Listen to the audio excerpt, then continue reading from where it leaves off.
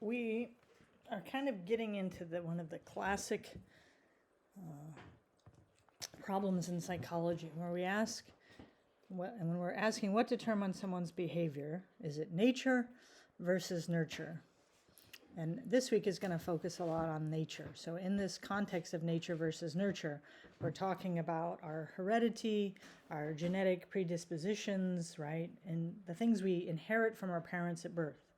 And these are going to often include our eye color, our facial features, parts of our personality, and some of our behavioral tendencies. And later in the year, we'll talk more about the environmental factors of the nurture, right? So this might be later, we'll talk about parenting styles or the educational experience you receive, other parts of your cultural background that might influence why you behave the way you do. So as we really dive into the nature part of this debate, we're going to see next week that we look at these things, and how much of this is old or new is going to really depend on what you learned in your biology class, and if you've had a biology class yet. So you're going to spend 2 days, Monday and Tuesday, working on a genetics concept map, right? And again, I'm not sure how much you know from biology, but this is obviously not something that is just related to psychology. We're looking at how do we pass down traits from one generation to another, with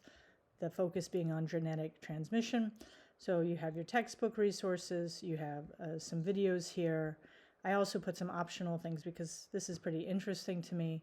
So remember, read, watch the videos, take your notes. There's a PowerPoint that has the main key points there. And then at the end, there's a sample concept map, or you can make your own. The next assignment, I'm just going to flip through them this way because it's faster for me, is I would like you to read through this website. This should take you 1 day, right? And pick a family. Like, I want you to look at a tree or a trait and kind of go through your relatives, your parents, your grandparents, right? You can draw a simple diagram, or you can use an online tool. I'm not set on how you do it. In a paragraph, or you could make a video, it could be audio file too, just explain how, let's say I want to do, for my son, I think he has a facial dimple, so I'd have to go through and look at my dad, and because neither my husband or I do, so there has to be a recessive trait in there someplace. I'd have to go through and find, but try to track through your trait, explaining it. So you're going to upload 2 things: your family tree that you made, and either your video, audio, paragraph, however you want to explain it. And then we're going to go from kind of focusing on the individual heredity to a bigger picture of how do researchers really study this interactive between heredity and environment. And this is a whole branch of psychology called evolutionary psychology.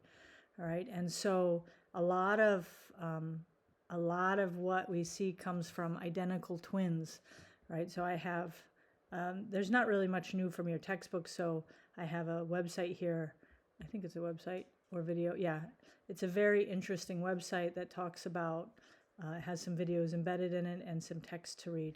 Very interesting information on twins.